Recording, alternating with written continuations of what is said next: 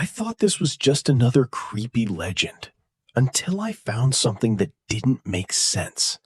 Because if this story was fake, then why did so many people risk their reputations to make it disappear? And if it was real, then what happened inside that cave might be one of the darkest secrets in human history.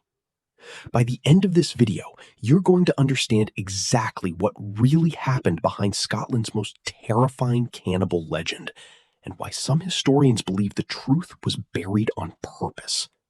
I'm not just retelling a story here. I dug into the original accounts, the contradictions, and the parts nobody talks about. But before we get to the evidence that changes everything, you need to understand how this nightmare supposedly began, because that's where the first crack appears. The story goes like this. A man named Sawney Bean and his partner Agnes supposedly fled society centuries ago, escaping into the remote coastal caves of Scotland. At first, it sounds like a typical outlaw story, right? But then it takes a turn that's hard to even process. According to the legend, they didn't just hide, they built an entire underground family. Over decades, their descendants multiplied, all living inside a massive cave system, completely cut off from the outside world. And here's where it gets disturbing, really disturbing. They didn't hunt animals, they hunted people. Travelers who wandered too close would vanish without a trace. No witnesses, no bodies, just gone.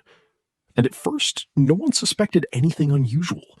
People disappeared all the time back then. Roads were dangerous, crime was common. But slowly, patterns began to emerge. Entire groups would go missing. Horses would return without riders. Personal belongings would be found scattered, but never the people themselves. And that's when fear started spreading. Now, think about that for a second. Imagine living in a time where people are vanishing and no one knows why. No explanation, no evidence, just rumors. Because once rumors start, they grow fast. And what people began whispering was almost too horrifying to believe. They said something was living in the caves. Something not quite human anymore.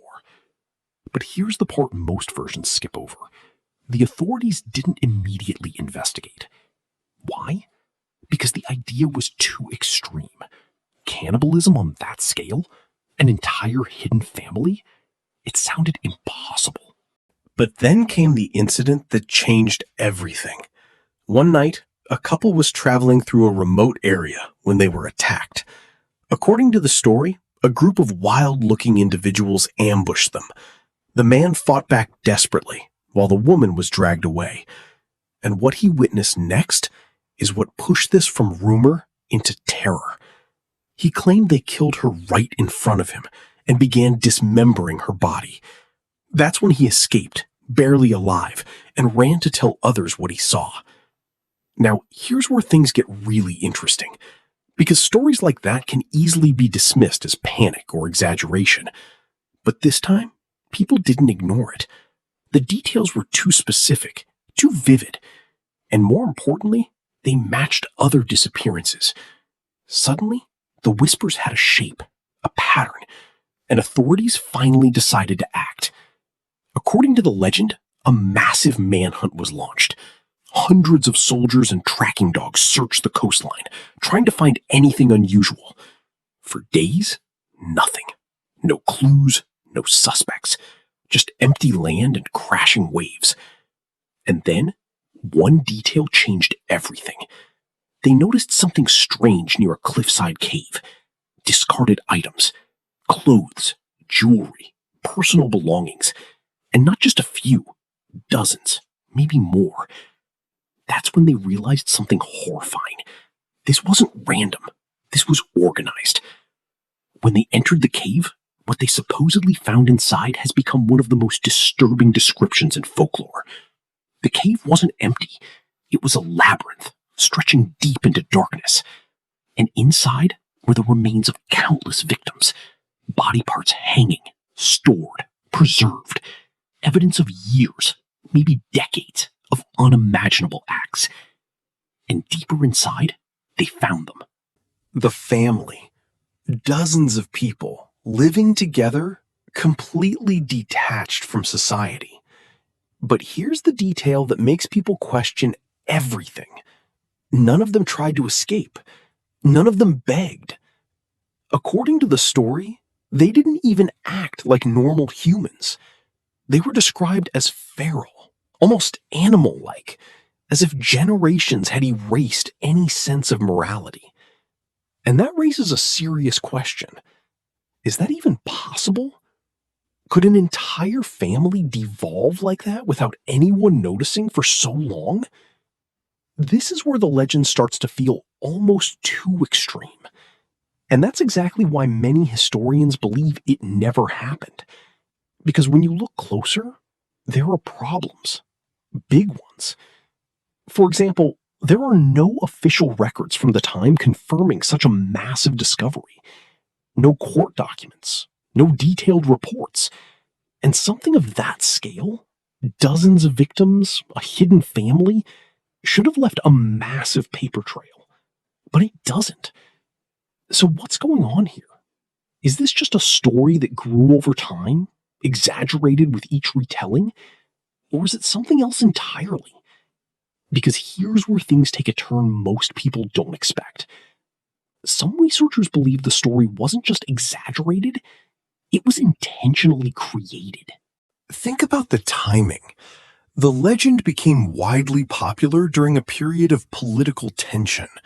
Scotland and England had a long, complicated history, and stories were often used as propaganda.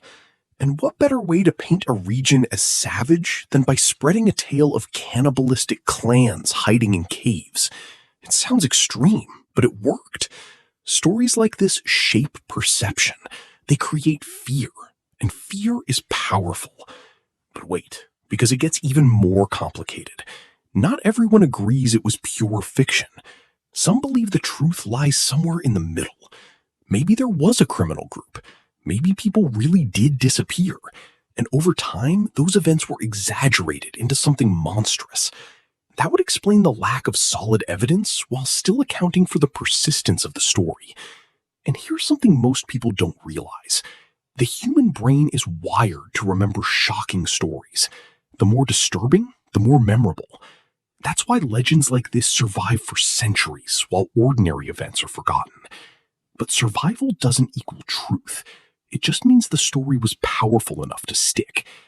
So now you're left with a question. If the story isn't entirely real, why does it feel so believable? And if it is real, why is there so little evidence? This is where you have to start thinking differently. Instead of asking whether the entire legend is true or false, ask which parts could be real. Because history isn't always clean. It's messy. It's incomplete. And sometimes the most disturbing truths are the ones that get buried the deepest. But here's the detail that keeps people coming back to this story again and again. The cave. That location. Even today, there are real cave systems along the Scottish coast that match the descriptions. Remote, hidden, difficult to access. Places where, in theory, someone could disappear without a trace. And once you realize that, the story stops feeling impossible. It starts feeling plausible. And that's the uncomfortable part.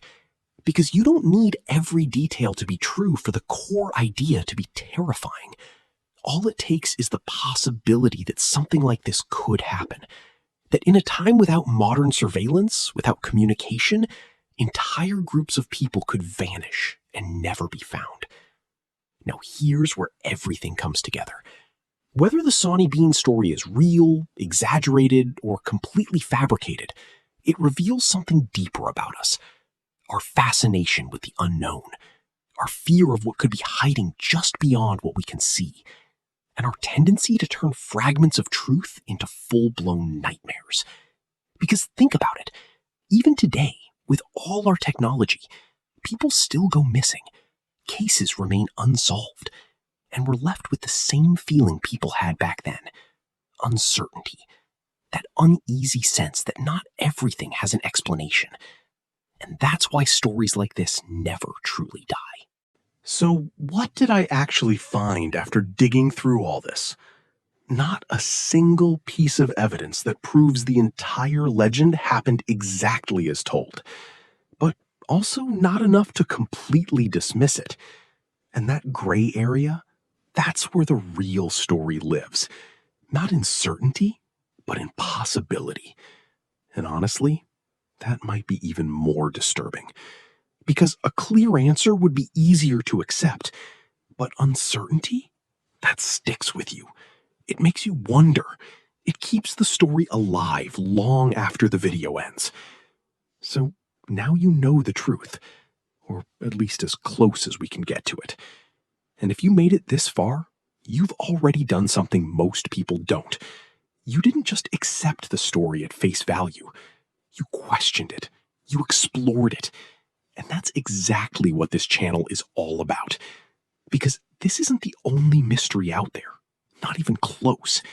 There are stories even stranger, even darker, and even less understood.